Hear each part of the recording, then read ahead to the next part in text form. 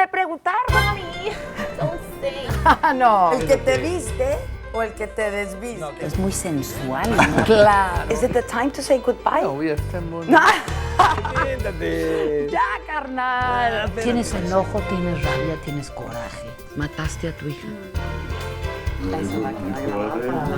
Yo te decía que me dieras un beso y no quería. Sí, porque Quítate la camisa, Joaquín. Muchas gracias, caramba. ¿Qué tal, Do you laugh at yourself? Do I? Are you shy, Sofía? How shy I am. Para conquistar a tantas mujeres en tu vida, ¿qué hacías? Los expresidentes son como los jarritos chinos. Están muy bonitos, pero ¿qué hago con ellos? Oye, que tiene razón.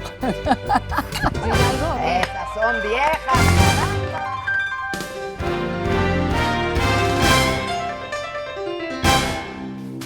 Hasta que se me hizo secretario. Adela, gran gusto estar aquí. Igualmente, el todopoderoso le llaman. Secretario de Hacienda, nada más. Muy poderoso. Bueno, la Secretaría de Hacienda tiene funciones importantísimas en la ley orgánica, administra la Hacienda Pública Federal, tiene funciones transversales en todo el gobierno. Es sin duda una responsabilidad muy alta que me ha conferido el presidente de la República estar a cargo de esta cartera, y lo hago con mucho gusto, Adela. ¿Estás donde querías estar? Sin duda alguna, sin duda alguna. Es tu gran pasión, Mira, ¿no? soy economista. Cuando yo empecé a estudiar la carrera de economía, eran finales de los años 80. México atravesaba una situación económica muy complicada, y lo que me lleva a estudiar economía es querer entender lo que le estaba pasando al país. Después tuve la oportunidad, gracias a una beca del gobierno mexicano, a través del CONACYT, de ir a estudiar un doctorado en economía del extranjero con especialización en finanzas públicas. Pues bueno, ahora imagínate lo que significa para mí estar hoy en este cargo que asumo con toda responsabilidad y con una profunda alegría. Llegaste a entender lo que estaba pasando en los 80s y entiendes muy bien lo que está pasando ahora. ¿Está pasando por un mal momento la economía en México? Yo creo que la economía mexicana tiene una enorme oportunidad hacia adelante de elevar su crecimiento de manera sostenida. Hemos tenido en los últimos 30 años un crecimiento muy por debajo de las expectativas y del potencial que tiene la economía mexicana. Y mucho dependerá de las decisiones que se están tomando y que se tomen en las próximas semanas y meses, el que México pueda tener una trayectoria de crecimiento que impacte a la economía familiar, que genere más empleos de manera sostenida en los próximos años.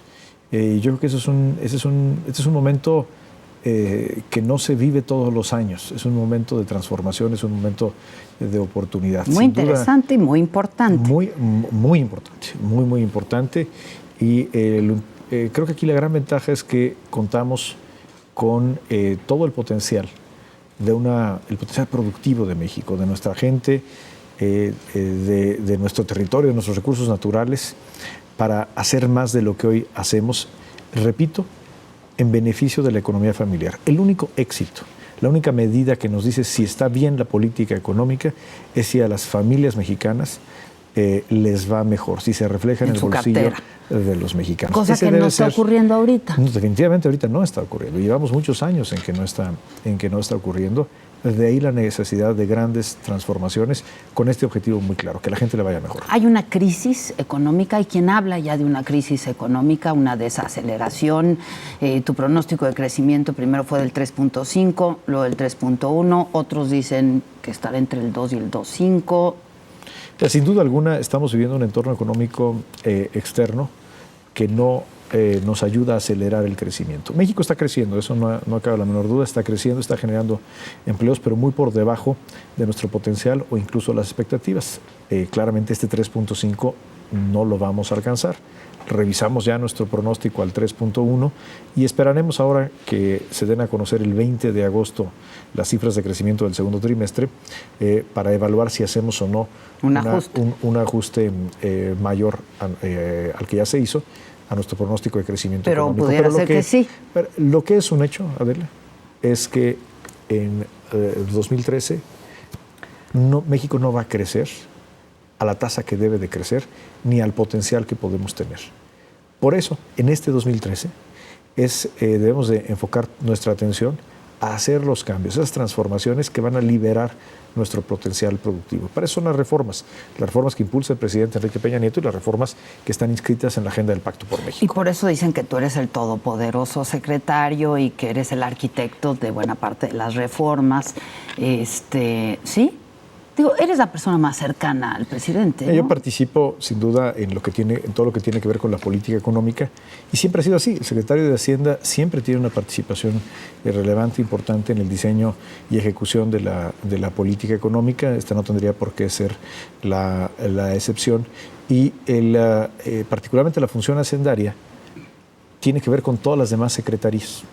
Ya sea por las razones presupuestales o por razones tarifarias, tributarias o de financiamiento, la banca de desarrollo, pues es una secretaría muy transversal, o sea, que tiene contacto con todas las demás áreas de gobierno. Eso lo hace una posición maravillosa para conocer al país, para conocer la problemática de la nación y sin duda alguna pues tener un impacto relevante en la ejecución de las decisiones que toma el presidente de la República. Que además eres su amigo. ¿Eso lo hace más difícil o más fácil? Mira, tengo yo ya varios años trabajando Sí. con el presidente de la República. Indudablemente somos amigos y eso para mí es un enorme orgullo y sobre todo una alegría de vida. Bueno, pues nos conocimos trabajando. Él era gobernador del Estado de México, yo era secretario de Finanzas. Y sin duda tenemos ya muy establecido la forma en que trabajamos, y una de las reglas que son muy claras y muy simples pero muy eficaces es pues él instruye y yo acato. Claro, y así ya está. ¿Que le hablas al oído y que te escucha? Bueno, sin duda Enrique Peña Nieto es un hombre que escucha. Yo creo que es una gran virtud del presidente de la República que no todos los políticos tienen. Es un hombre que escucha, es un hombre que sabe valorar opiniones distintas a la suya, tiene una gran capacidad de diálogo y por supuesto escucha a los colaboradores. Eso no quiere decir que siempre nos dé la razón. Muchas veces difiere de nuestras opiniones y a final de cuentas el que tiene la última palabra, como lo marca la Constitución, es el presidente de la República. Ahora, lo más reciente, que fue la presentación de la iniciativa del presidente de reforma energética, que ya pues comenzó el debate muy intenso y un poco como se esperaba que viniera, ¿no? Creo que el tema de la energía en México, particularmente del petróleo y de los hidrocarburos, no es un tema menor o marginal. Es uno de los grandes temas de la vida nacional, por razones económicas, por razones políticas, por razones históricas. Y por lo tanto, no se puede siquiera pensar, ni se debe intentar una transformación de fondo en el sector del petróleo sin un gran debate nacional. Ahí está ya clara la posición del presidente de la República, su propuesta de reforma, como también están claras otras propuestas, tanto de la izquierda. No ha presentado una iniciativa, pero presentó ya un documento conceptual bastante preciso. Acción Nacional presentó ya una propuesta de reforma constitucional también. Ya están los elementos para que tengamos un debate no solamente amplio, sino un debate de calidad. Y eso implica que sea un debate informado. ¿Se quedaron cortos? La iniciativa que presenta el presidente, ¿se queda corta? Es lo que dice Acción Nacional, por ejemplo, y su presidente Gustavo Madero, que es tímida. ¿Por qué no fueron por todas las canicas? La iniciativa de reforma del presidente Enrique Peña Nieto en materia de energía busca cumplir dos grandes objetivos. Primero, cómo liberamos el potencial productivo del sector energético mexicano, y segundo, cómo lo hacemos conservando la propiedad del petróleo, conservando al 100% a Pemex como una empresa pública y sin privatizar la renta petrolera. La solución que propone el presidente de la República, la reforma que propone el presidente, cumple con estos dos objetivos. Por un lado, estamos hablando del texto constitucional del general Cárdenas en 1940. Claramente no es un texto que invite a la privatización, todo lo contrario. Y por otro lado, a través de generar un régimen contractual distinto al que hoy tenemos, podemos generar inversión sin que eso implique poner en riesgo o endeudar a Pemex o a las finanzas públicas. Es sin duda una solución inteligente y es una solución que cumple con las premisas que creemos requiere la economía nacional. ¿No un poco lo hicieron en aras de la viabilidad política? Es decir, para conciliar izquierda, ¿no? Y la derecha, y entonces no fueron por todas las canicas. Es decir, ¿por qué no seguir el ejemplo de Brasil, por ejemplo, y hacer una empresa pública? Yo creo que cada país tiene condiciones distintas, Adela, y sin duda, a ver, no quiero ser ambiguo en esto. La política pública, en cualquier tema, incluyendo el sector energético, en una democracia se hace a través de la política. Y la viabilidad, una reforma que se genera en un cubículo o en un escritorio de un técnico en una Secretaría de Estado y que no tiene viabilidad política, no es una reforma. Por lo tanto, cualquier reforma tiene que generar condiciones de viabilidad política. Pero entonces esta es la deseable, es la posible. En este caso se concilian afortunadamente las dos características. Es la reforma deseable y es una reforma que creemos respeta parámetros fundamentales de nuestra realidad política e histórica, como es a pesar la propiedad del petróleo. Rescatan textos de hace 70 años. Muy buenos textos de hace 70 años. Pero lo dijo el presidente, en otro contexto histórico. Con mucha claridad el presidente Enrique Peña Nieto dijo, recuperamos lo mejor del pasado para conquistar el futuro. Déjame entrar un poquito en detalle en el tema de cuál es el cambio.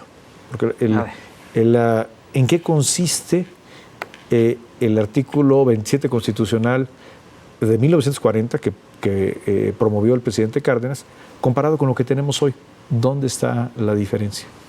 Cuando Lázaro Cárdenas expropia la industria petrolera por las razones que todos conocemos, razones correctas en el interés nacional, lo que después hace un par de años más adelante es promover ante el constituyente permanente que en el artículo 27 se prohibieran las concesiones.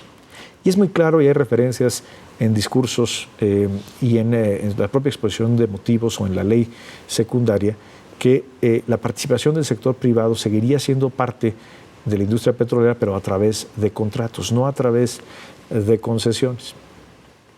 Esto se modifica 20 años después, ya no en la época de Lázaro Cárdenas. Ocurre en 1960, era presidente Adolfo López Mateos, y viene un siguiente cambio a la Constitución en el cual se anula la posibilidad de tener contratos, no solamente concesiones, sino contratos.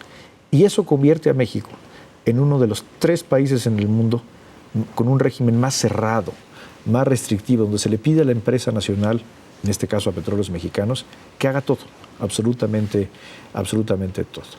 Hoy en día queda muy claro que para explotar en beneficio de los mexicanos, de hoy y de mañana, nuestra riqueza petrolera, no podemos seguir en este modelo tan restrictivo, o intentar seguir en él nos llevaría a consecuencias muy desfavorables. Y por eso una propuesta que es relativamente sencilla en cuanto al cambio de palabras, que es regresar al texto del general Cárdenas. Y esto abre una gran oportunidad de desarrollo en el sector energético nacional, particularmente de los hidrocarburos, sin caer en ningún tipo de privatización. Es decir, ¿ahorita no hay ningún tipo de contratos o sí? Porque Fíjate, sí hay algunos contratos. esto es lo que es muy interesante. El texto del artículo 27 constitucional, lo puede consultar el público en internet, es el párrafo 6 del artículo 27 constitucional, dice que están prohibidos en materia de petróleo e hidrocarburos en general, están prohibidas las concesiones y los contratos. Así, ¿eh? Así. Los contratos completitos. Y sin embargo, hoy Pemex está lleno de contratos. Incluso hay plataformas petroleras que cuestan millones de dólares, que son propiedad de un particular que en un contrato se los arrienda a Pemex. ¿Y entonces para qué? Si está tan amplio esto... Era tan grande la restricción en el artículo constitucional que a lo largo del tiempo la Suprema Corte de Justicia ha ido estableciendo una interpretación de este artículo 27, en el que dice, se valen algunos contratos, no todos los de contratos. servicio, digo. Se valen los contratos de servicios. Y eso es muy desventajoso para Pemex. Porque ¿qué contratos se valen? Pues los contratos en los que Pemex paga sin importar qué es lo que ocurre. Si hoy en día queremos explorar un pozo en aguas profundas, un yacimiento en aguas profundas, Pemex corre con absolutamente todo el riesgo. Toditito el riesgo lo toma Pemex. Y fíjate nada más, y esto creo que puede ser interesante para el auditorio escuchar, ¿de qué tamaño son los riesgos en la industria petrolera? Primero tenemos el riesgo geológico, es decir, ¿hay o no petróleo? Con toda la tecnología que tenemos del siglo XXI, puede ocurrir que no hay. Tridimensional, en fin, cuando se decide, bueno, vamos a perforar aquí y hacer inversiones, un pozo en aguas profundas cuesta entre 150 y 200 millones de dólares. Ya para tomar esa decisión quiere decir que más nos vale que tengamos un buen chance de encontrar. De todas maneras, la probabilidad de éxito es entre el 20 y el 50%. Es decir, hay un riesgo enorme. Luego tenemos los riesgos ambientales, porque sabemos que pueden pasar cosas que dañan el medio ambiente y generen riesgos importantes. Y luego además tenemos el riesgo del precio del petróleo. O sea, podemos gastarnos un dineral para sacar petróleo y si finalmente corremos con suerte y sale el petróleo, a lo mejor ya no vale tanto como cuando hicimos la inversión. A ver, hoy el precio del petróleo en la mezcla mexicana ronda los $100 por barril, pero hace apenas 10 años estaba en 30 y en 1996 valía $8 por barril. El petróleo es un producto con una gran volatilidad. Entonces, si sumamos el riesgo geológico, es decir, que haya o no petróleo, los riesgos ambientales y el riesgo de mercado, es decir, el riesgo de precio, nos damos cuenta que es una industria sumamente riesgosa y los mexicanos ya lo aprendimos. Hoy por hoy todos los riesgos los asume Pemex. Y los mexicanos ellos cobran con quien tienen un contrato. Con quien tienen un contrato. Ellos cobran el servicio, pase lo que pase. Pase lo que pase. Y déjame hacerte una referencia histórica que yo creo de la que todos nos acordamos, pero se nos olvida de dónde vino. La gran crisis de los años 80, la gran crisis de la deuda externa que canceló el desarrollo de México durante una década y que tanto le costó a las familias mexicanas, vino, ¿dónde estuvo su origen? Vino porque México tomó una apuesta, se endeudó para explorar y para explotar petróleo y de pronto se nos cayó el precio. Entonces hoy, 30 años después, tenemos que tomar una decisión. Tenemos una gran oportunidad. La naturaleza ha sido muy generosa con México. Entonces, ahí está. Ahí sabemos que ahí está petróleo con todos los riesgos que eso implica. Y tenemos dos opciones. Una, lo hacemos como lo hicimos en los 70s y principios de los 80s, endeudando a Pemex o al gobierno. O la otra, hacemos esta modificación a la Constitución en los términos que propuso el general Cárdenas en 1940 y compartimos riesgos. Compartimos estos riesgos que implica que vamos a pagar cuando haya petróleo. Francamente, yo creo que la decisión es muy clara. No tenemos por qué estar endeudando al Estado mexicano, a Pemex, y generando este enorme riesgo para la economía nacional cuando existen otras modalidades que además las hacen en todo el mundo. Estos son los contratos de utilidad compartida, que son los que propone la iniciativa del presidente. Es correcto. Existen varias maneras de compartir el riesgo, Adela. No solamente son los contratos de utilidad compartida. Yo diría, hay esencialmente tres. En países en los que la propiedad del petróleo es de la nación, que por cierto son la mayoría. Estados Unidos es una excepción curiosa, Estados Unidos. Pero, que son, primero están las concesiones, donde como su nombre lo dice, se concesiona un campo petrolero para explotación por un privado. Segundo, tienes los contratos de producción compartida, donde se produce y una parte del petróleo es para el Estado mexicano. Y existe una tercera modalidad que también es muy conocida en el mundo, que son los contratos de utilidad compartida. La diferencia es que no se paga en petróleo, se paga en dinero. ¿Por qué optar por los contratos de utilidad compartida y no los de producción o las concesiones? Porque los contratos de utilidad compartida, al no estar al no estar concesionando un campo o entregando petróleo en especie, nos permiten como país tener un mayor control del activo petrolero. Aunque en términos económicos pueden ser incluso equivalentes, aquí también el control de las reservas y de la producción petrolera claramente también es un valor a cuidar. Ahora, con esto, ¿qué pasaría? Tradúceme esto a todos quienes nos ven y nos escuchan. Pues ¿por qué? Vamos a hacer algunas cuentas, si te parece, primero para explicar la magnitud del problema. Si uno ve... ¿Anoto o son muchos ceros? No son unos cuantos. Desafortunadamente no son tantos de lo que vamos a hablar y ahorita me vas a entender. Si vemos una de estas fotografías aéreas, si alguien entra a Google Earth y ponemos una foto de noche de la frontera entre México y Texas, del lado del norte vemos que está muy iluminado de noche, es decir, hay muchísimos pozos trabajando y del lado mexicano no hay ninguno. No hay nada. O si vemos la cantidad de exploración y producción en el Golfo de México, que es un área que compartimos con Estados Unidos, es la misma área. Pues del lado del Golfo hay muchísimos pozos, del lado de Estados Unidos y del lado mexicano prácticamente no hay ninguno. ¿Cuáles son las cifras?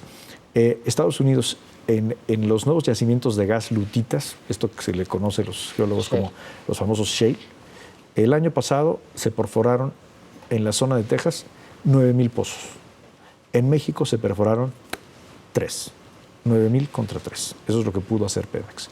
En el Golfo de México... Porque eso es para lo que le alcanza. Exactamente. En aguas profundas, donde los pozos cuestan entre 150 y 200 millones de dólares cada uno, en Estados Unidos se perforaron más de 93 pozos. En México se hicieron los primeros 6 apenas. Si quisiéramos, y es ahí donde tenemos el petróleo, si quisiéramos ir a un ritmo de producción que nos permite por lo menos recuperar lo que estábamos produciendo en volumen hace 10 años, cuando llegamos a producir 3.3 millones al día de barriles, hoy estamos en 2.5. Si quisiéramos regresar a esas cifras, tendríamos que estar invirtiendo, adicional a lo que ya hoy Pemex invierte, por lo menos otros 20,000 o 30,000 millones de dólares al año. Eso es mucho o un poco. Bueno, hoy Pemex está en los niveles históricamente altos de inversión. 20,000 millones de dólares al año invierte Pemex. Necesitaríamos más que duplicar estas cantidades de inversión. Entonces la pregunta es ¿de dónde lo vamos a sacar? Exacto, ¿de dónde? ¿De dónde lo vamos a sacar? Una opción que yo he escuchado en voces, por cierto, de gente seria e inteligente, que dice, bueno, pues está muy fácil. Pues que Pemex ponga una oficina en Nueva York, vaya a Wall Street y consiga todo el dinero al fin que tiene el respaldo del petróleo. A lo mejor sí se puede, pero seguro ese camino no lo queremos recorrer. Ya lo recorrimos. Es otra vez endeudarse. Es otra vez endeudarnos. A ver. Otra vez endeudarnos. Otra opción es, bueno, pues que el gobierno le deje de quitar dinero. Exacto. Le deje de quitar dinero a Pemex. Que viene en la iniciativa de Y ahorita, si me permites, ahorita vamos al régimen fiscal. Exacto. Pero vamos a decir, bueno, pues que el gobierno le deje de quitar dinero a Pemex. Bueno, ¿y cómo lo vamos a financiar? Una opción, pues, es recortar el gasto en salud, el gasto en carreteras, o dejar de pagar pensiones, o dejar de pagar los sueldos de los policías, de los militares. No es tan sencillo que el cubrir el hueco que eso dejaría en las finanzas públicas. Y la otra opción sería, pues, que el gobierno se endeude. Otra vez llegamos al tema del endeudamiento.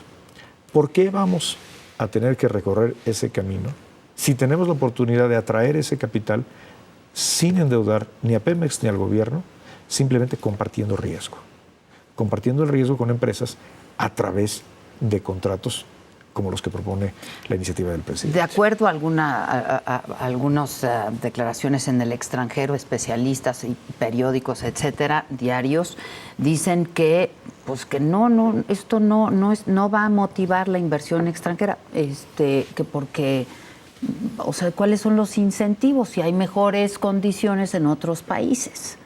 Una de ellas son las concesiones y los contratos de producción compartida, por ejemplo. México ofrece mejores condiciones geológicas, de tamaños de reservas, y además de un régimen, una economía de mercado con mucho mayor seguridad jurídica que países como Irak, como Angola, como el propio Ecuador, que con un régimen de este tipo están atrayendo miles de millones de dólares de inversión, a pesar de los problemas geopolíticos y de inestabilidad que tienen esos países. Una economía como la mexicana, con las condiciones de estabilidad, de una economía de mercado, una democracia como es la economía mexicana, con un régimen contractual similar, sin duda alguna podrá atraer. No te cabe duda de eso. No me cabe la menor duda, porque además ahí la tenemos una ventaja. Lo tienen estudiado, supongo. Tenemos una gran ventaja.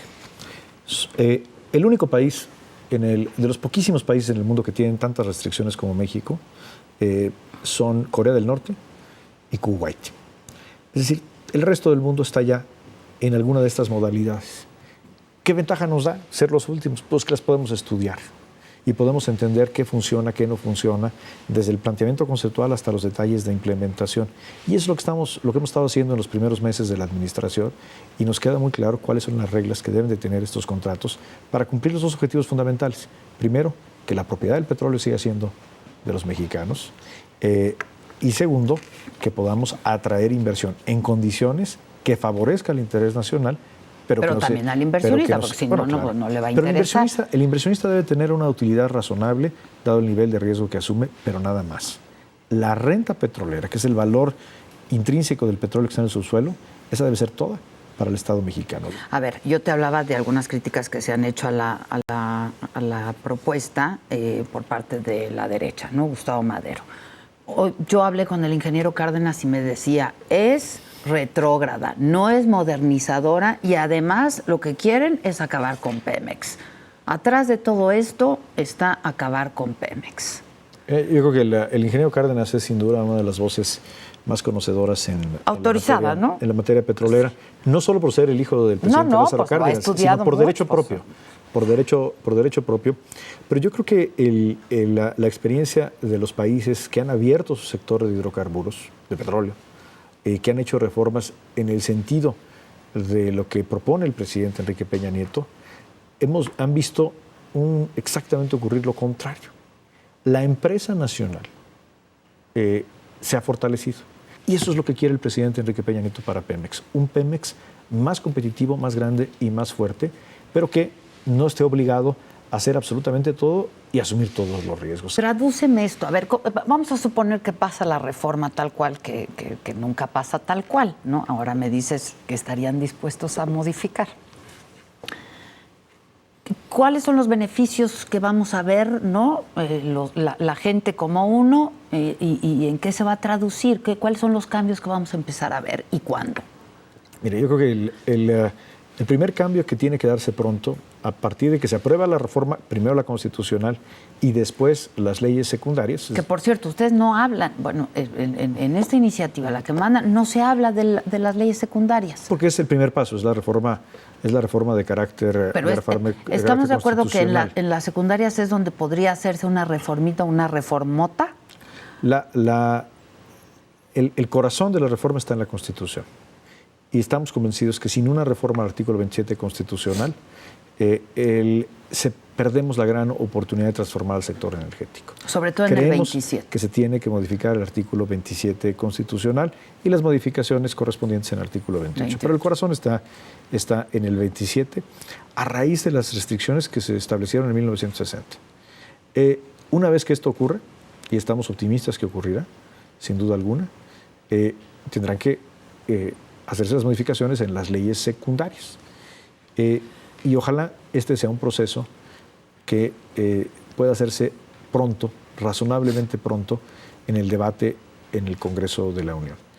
Una vez que esto ocurra... Pudiera ser este mismo año, ¿no? Que pase, en caso de pasar. Ojalá. No hay la intención de que esta sea una reforma fast track. No puede ser ni debe ser una reforma fast track. Pero sí creemos que es una reforma tan importante que debe de hacerse pronto. Okay. Y vamos a empezar a ver beneficios de la reforma muy rápido, por el tamaño de la oportunidad. ¿Cuándo? ¿Cómo? Yo creo que tan pronto como a finales del próximo año empezaremos a ver algunos beneficios tangibles. ¿Cuáles? Primero, el precio de la electricidad. La electricidad... O sea, ¿voy a pagar menos por la luz? Exactamente, esa es la idea de él. Porque es carísima. El colmo es que la electricidad en México ya es mucho más cara que en Estados Unidos, donde uno pensaría que por el poder de compra, simplemente por la calidad de vida que tiene el pueblo americano, tendría que ser más caro allá.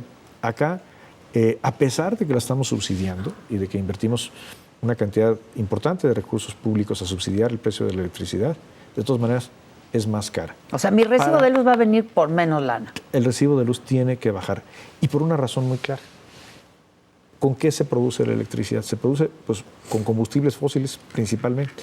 Entonces, un primer beneficio que debemos de ver en el bolsillo de las familias mexicanas, pero también de las empresas pequeñas y medianas. Que es importantísimo, es claro. que el recibo de la luz baje. Y fíjate, en electricidad también propone algo el presidente Enrique Peña Nieto en materia constitucional. Hoy en día, ya una tercera parte de la electricidad la genera el sector privado. A pesar de que la Constitución dice que no, que solamente es para el servicio público tiene que ser para solamente la Comisión Federal de Electricidad, es decir, el gobierno. Y esto lo que ha generado es que la electricidad más barata de México es para las grandes empresas, que no se la tienen que comprar a Comisión Federal de Electricidad.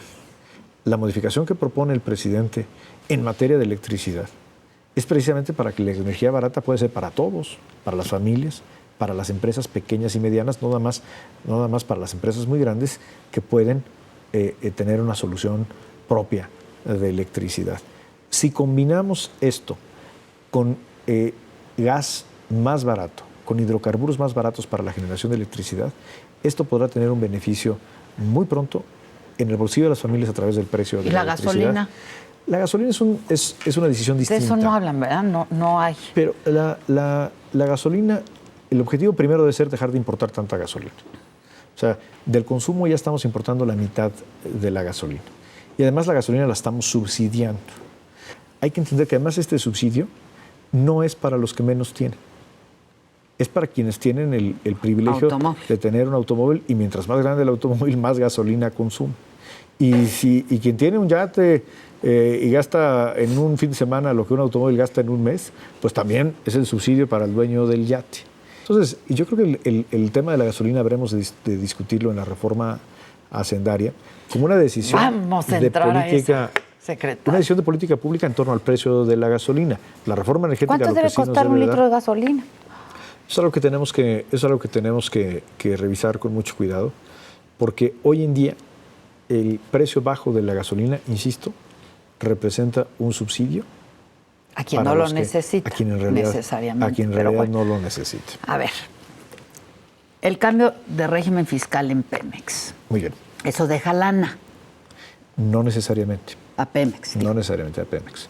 Mira, ¿por qué no? Ahorita que estamos platicando del ingeniero Cárdenas, déjeme hacerte una cita. Porque él me dijo que con eso es suficiente, que él cree que con el cambio de régimen fiscal, que deje de darle Pemex toda su lana a Hacienda, ¿no? Con autonomía y con independencia, se pueden hacer muchas cosas importantes para hacer a Pemex competitiva, moderna, etcétera. Hay un texto del propio ingeniero Cárdenas, es un ensayo que publicó el año pasado a raíz de alguna conferencia que dio en Argentina, o en algún lugar de Sudamérica, en la que tiene un párrafo que a mí me parece muy claro y contundente, en el que dice: el problema no es que Pemex pague más o menos impuestos que las otras empresas petroleras del mundo.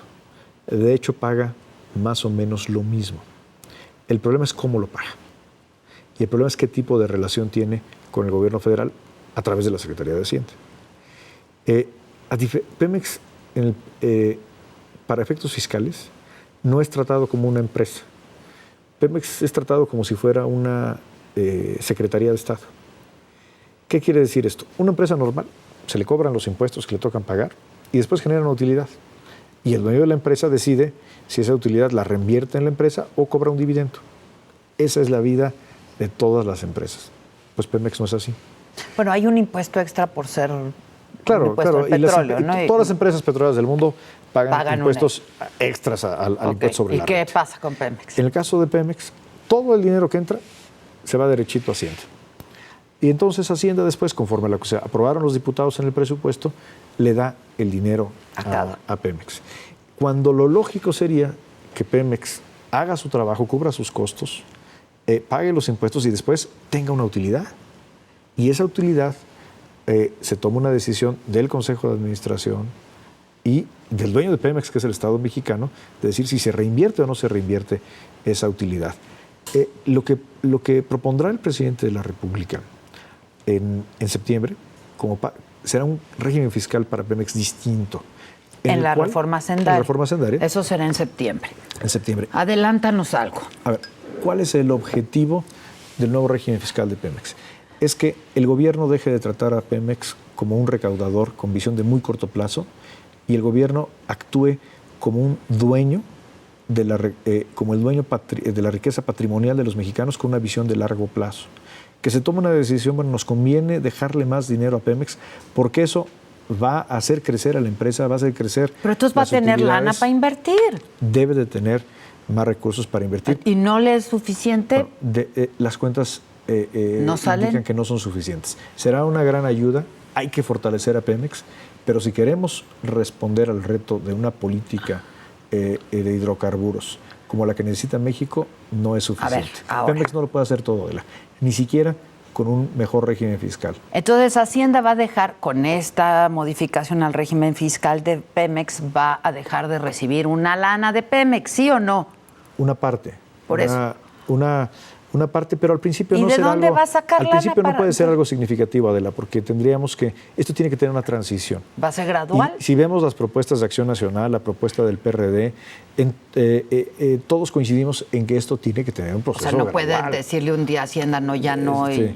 Pues mira, Hacienda le pueden decir, el problema es qué vamos a hacer con los hospitales, qué Sí, vamos a por hacer eso, con el por ejército, qué vamos a hacer con las escuelas. Educación. En fin, digo, no es un... Ojalá el problema fuera Hacienda. El problema Me es queda la claro. estructura de gasto público y de servicios que sostiene Pero el entonces gobierno va a ser federal. gradual. Eso quiere decir que Hacienda tiene que hacerse de recursos de otros lados. O podemos hacer una reforma ¿Vía energética impuestos como la o- que...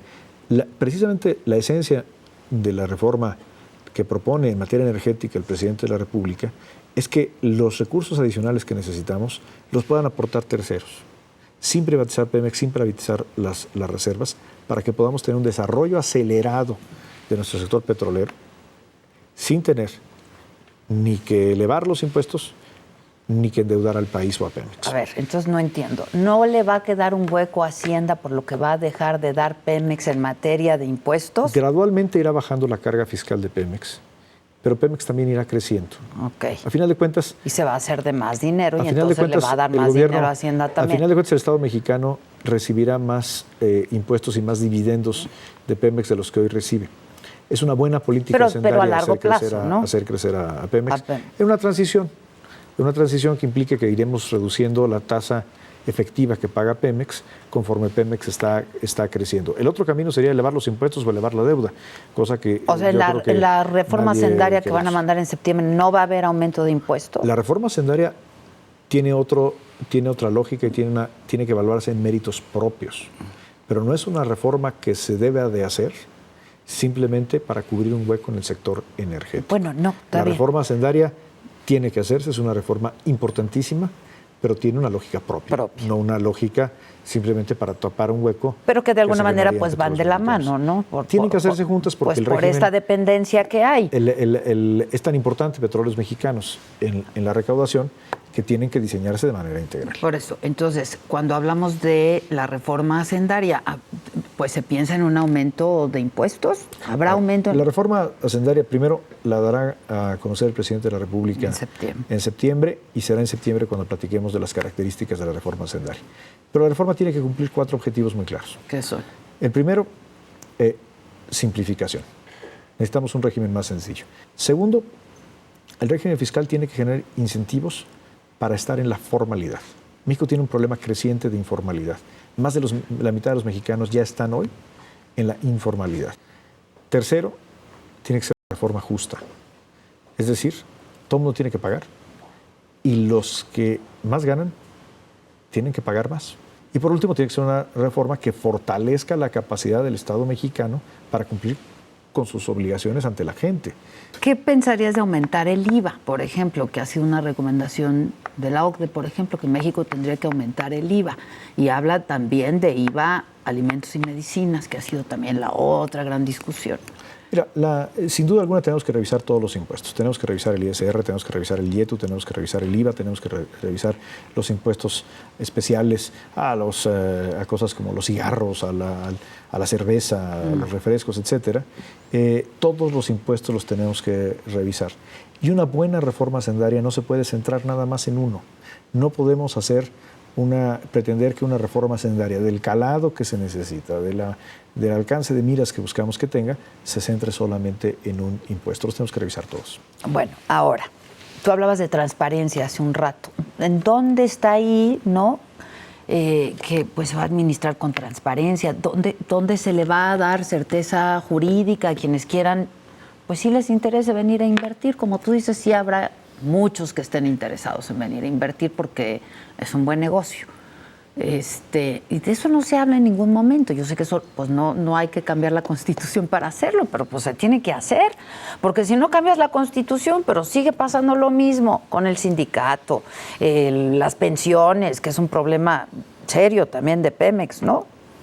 Y entonces, pues si eso no cambia. Tiene que cambiar, y es uno de los objetivos centrales de la reforma, así lo expresó en su discurso el lunes el presidente de la República, donde estableció como uno de los ejes de la reforma la transparencia en Pemex. Y yo creo que esto implica un nuevo régimen corporativo para Pemex. Hoy Pemex está partido en 4 empresas. Eso no hace mucho sentido. Hay que reintegrar. Serán 2, ¿verdad? Hay que reintegrar a Pemex, dividirlo en lo que es la parte industrial y otra lo que es la parte propiamente petrolera, de exploración y extracción de petróleo, y tener un nuevo régimen corporativo y de rendición de cuentas que le urge a Pemex y que creo que sería muy bienvenido por la sociedad mexicana. La reforma también puede ayudar, porque vamos a tener mejores elementos de comparación entre lo que está haciendo Pemex y lo que están haciendo contratistas a través de la figura de utilidad compartida. Eso nos va a permitir a los mexicanos saber si lo que está gastando Pemex es razonable o no es razonable. Hoy tenemos muy pocos elementos de comparación.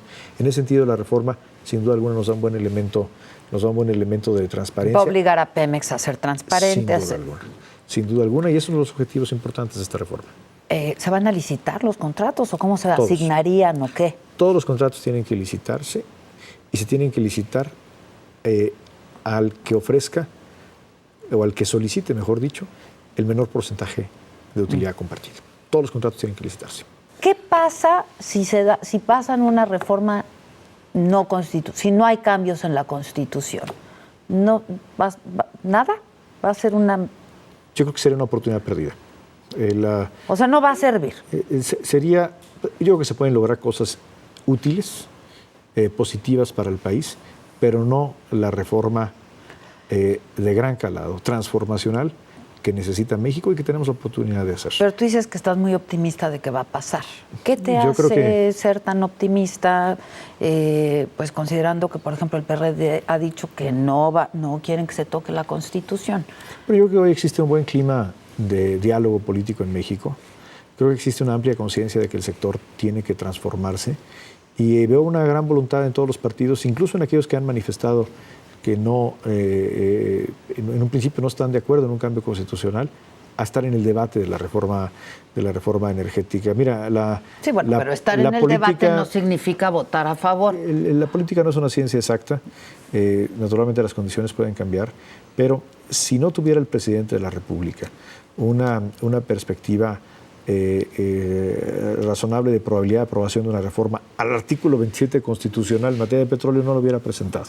Por eso, con el PRD o sin el PRD, pues tú estás en todas las reuniones del pacto, con el PRD o sin el PRD. Por supuesto, nosotros, y es la instrucción del presidente, presentar todos los argumentos y convencer al PRD y a los legisladores del PRD de que se sumen a esta reforma y convencer a los legisladores de Acción Nacional de que se sumen a esta reforma. Esa es la instrucción muy clara que tenemos. Al parecer Acción Nacional se va a subir, se quedó corta para ellos, pero se subirá. Entonces, pues les alcanza el Yo no haría pronósticos en ese sentido. Mejor creo que lo que nos toca a nosotros es convencer con argumentos, con información, y eso es lo que estamos haciendo. ¿Cuánto estarían dispuestos, a ver si planteo bien la pregunta, porque una reforma pues nunca pasa tal cual, ¿no? ¿Cuánto podría quitársele a la reforma que envía el presidente y seguir siendo una reforma de gran calado? La reforma es una reforma muy sencilla en el texto constitucional. Si tú lo ves, es un cambio de algunas palabras. No es una reforma a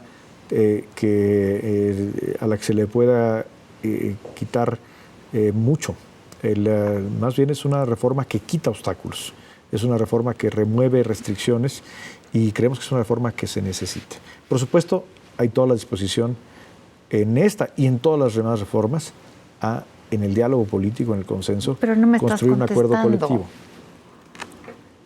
Te estoy contestando con toda claridad, Noela.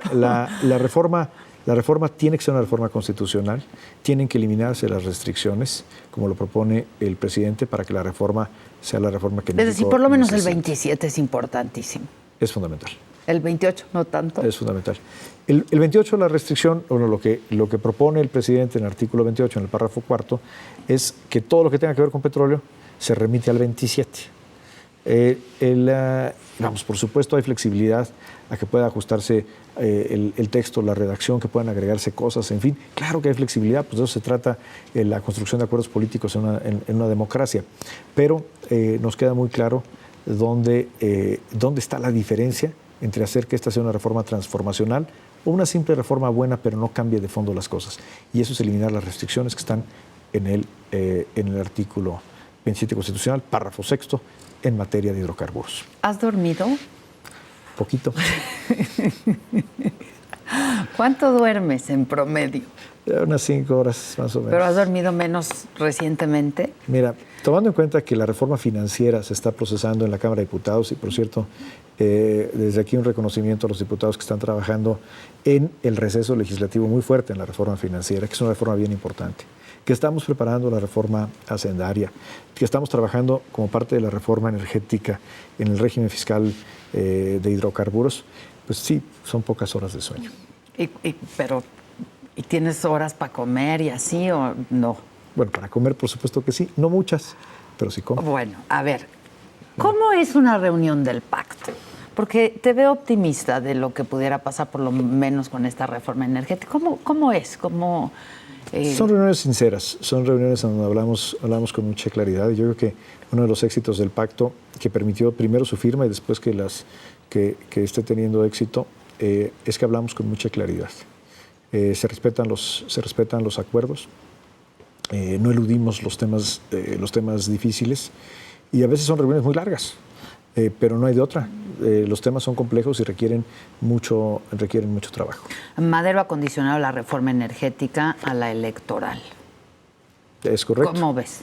Es correcto, así hizo el condicionamiento a Acción Nacional, lo respetamos. Y bueno, pues hay que entender que la reforma electoral es parte de la agenda del Pacto por México, no es que se esté agregando un elemento nuevo, un elemento diferente, sino es darle realidad a un elemento del pacto. Y en ese sentido, eso no representa un problema el que se apruebe una reforma del pacto antes que otra. ¿Tú crees que lo que salga va a salir del Pacto por México? ¿O crees que con esta reforma, la energética y la hacendaria, quizá en septiembre pudiera peligrar el Pacto por México? ¿Corre riesgos el Pacto por México? Yo creo que el Pacto por México será una de las instancias de debate para la reforma energética, pero no me cabe la menor duda. El debate definitivo, el que marca una diferencia, se da en el Congreso. Esta es una decisión de los legisladores, empezando por los senadores de la República. Oye, ¿esto es como te lo imaginabas? Despachar en Hacienda. ¿Es como te lo imaginabas? De pronto, supongo que la realidad te rebasa, ¿no?